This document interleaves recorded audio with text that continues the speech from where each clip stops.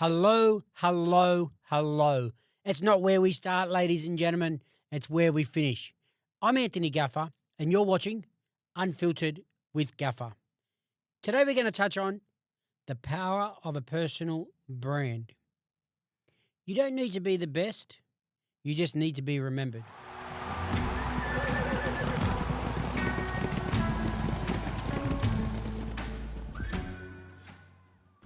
Have you started a personal brand? Are you going to be starting a personal brand? And how do you get to where you want to be with that brand? Now, I might use Jake Paul as an example. Jake Paul may not be the best boxer.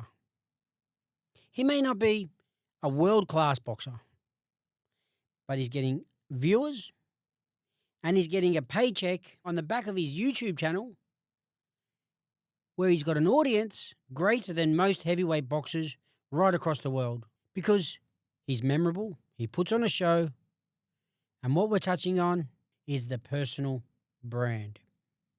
The power of a personal brand. We know traditionally we hide behind brands, we hide behind logos. People now want to know who they're doing business with.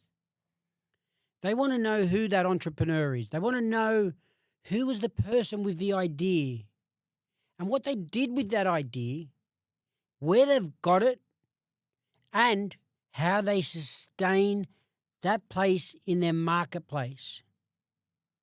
Is it on the back of a fancy logo? Or is it on the back of a smiley face? I say it's on the back of a smiley face. The personal brand is extremely powerful. It doesn't matter if you're a trainer. It doesn't matter if you're a syndicator. It doesn't matter if you're a breeder in our racing industry. When it comes time to feed your family, it's leaning on your personal brand that's going to drive you forward. So understanding where you need to take it, understanding your avatar, your end goal, who you're going to be marketing to. Are you going to cross-pollinate? Are you going to start off as a trainer, as a breeder, as a syndicator? And if that's working for you, continue down that path. But if you've got a good brand or a good name in that industry, why not be strategic and drive that personal brand, get that personal brand to more of a recognized state that it can be used in other industries? Recently, I was chatting with a horse trainer and he's now decided to go to real estate. He's already going to hit the ground running because he's respected, had a brand, he had a following, and he knows driving that forward, getting that to more followers is what works for him. Rather than him reaching out, he's got people knocking on his door on the back of his personal brand. And it's not just horse racing. As a trainer, you may not be training horses forever. So think one step ahead. The traditional way to sell horses in the thoroughbred racing industry is it's old school. We rely on the old boys club or the old men's club.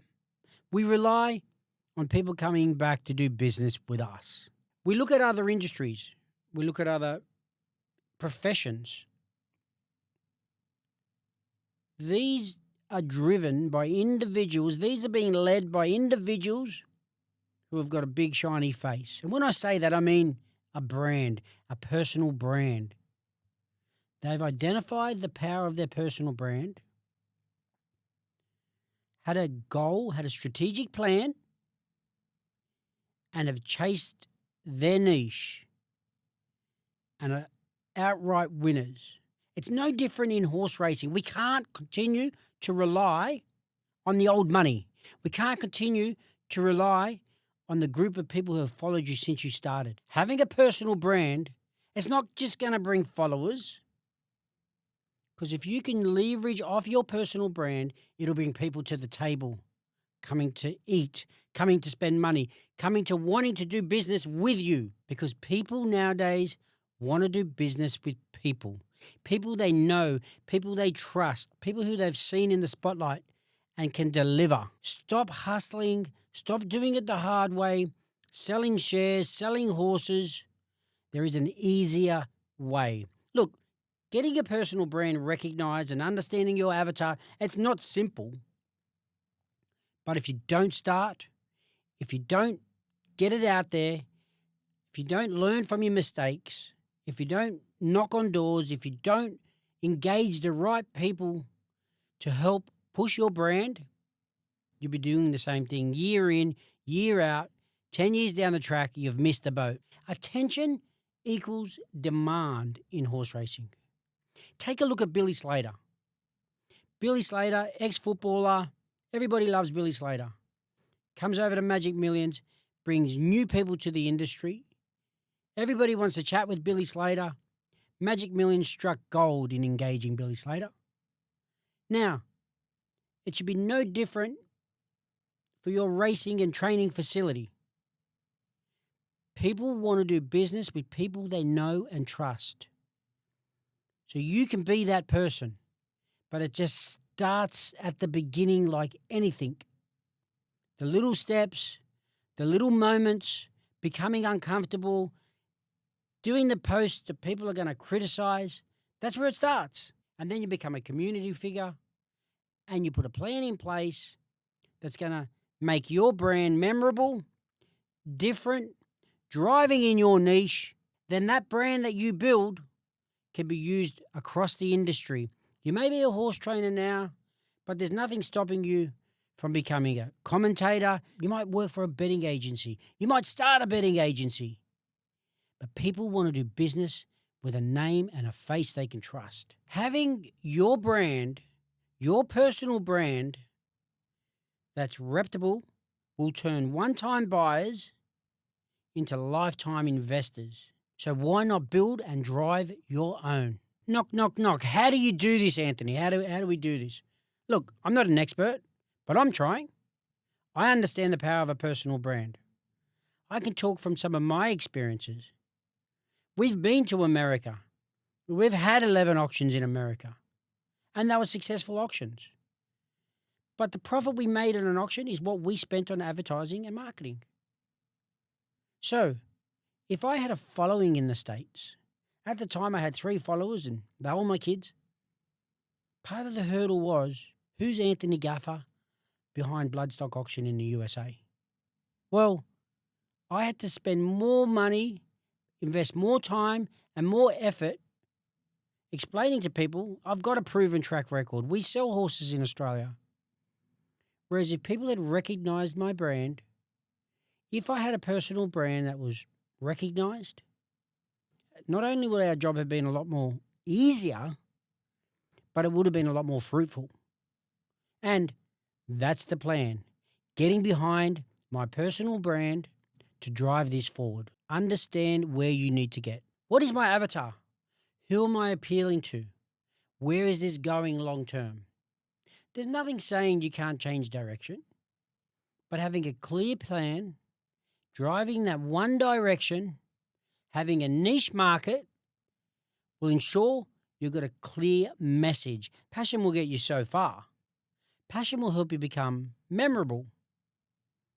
Having a niche, understanding your market, so you can hone in on that market. Passion's not going to pay the bills. Understanding your niche still isn't going to pay your bills. So it's a grind. You must continue to grind in a specific line, right towards your niche, right towards your avatar. Keep pushing. You may not strike gold in that first audience, but you're becoming a household name. You're becoming recognized. You're becoming somebody that people want to be doing business with. People would want to network with you. A wider audience want to get to know you. Yeah, it's not happening for me yet. I understand there's a big picture. I understand where this is going to take me. And this is no different for you. Anthony, you're a people pleaser. You're just trying to make people happy. You're telling them what they want to hear. No, it's quite the opposite. I'm understanding the commerciality of it. Okay, I might like white picket fences. What's white picket fences got to do with this? Well, if I like white picket fences and I start a podcast on white picket fences, it's not going to go very far. There's 30 people in Australia who are interested in white picket fences. Should I make the podcast about fences as a whole? Colour bond fences, timber rail fences, white picket fences. My audience is now 300 people. Okay, do I talk about farms that have fences? Do I talk about properties that have fences? It's still not going to capture an audience. How about I take this white picket fence that wraps around a farm and take it to renovating? We're now interested in renovating as opposed to white picket fences. I've understood my market. I've adapted the renovation because I like renovating, and I haven't just honed in on white picket fences. I'm reaching out to a wider audience, so I've managed to push it across an audience that's a lot larger, that are a lot more engaged, and a wider community rather than reaching out to my 30 people who like white picket fences. So, am I a people pleaser? No. I'm understanding a wider community, a wider audience, because that's what comes into play here. You need to be commercially minded. You need to understand your avatar, where you're going, and be commercially minded enough to make some sacrifices along the way that's going to appeal to a larger audience. Easy said than done. In horse racing, there's not a lot of people who are wanting to get out there and drive their personal brand because they put their head down and they just do a good job. They turn up day in, day out. They don't want the recognition, but they might realize that having a personal brand can help establish them, not just in the racing industry, but life after racing. Let's go back to the Jake Paul example. Jake Paul was a recognized comedian. Well, not even recognized. He started off being a comedian. He then pushed over to being a YouTube sensation, some might say. Now, whatever he touches turns to gold.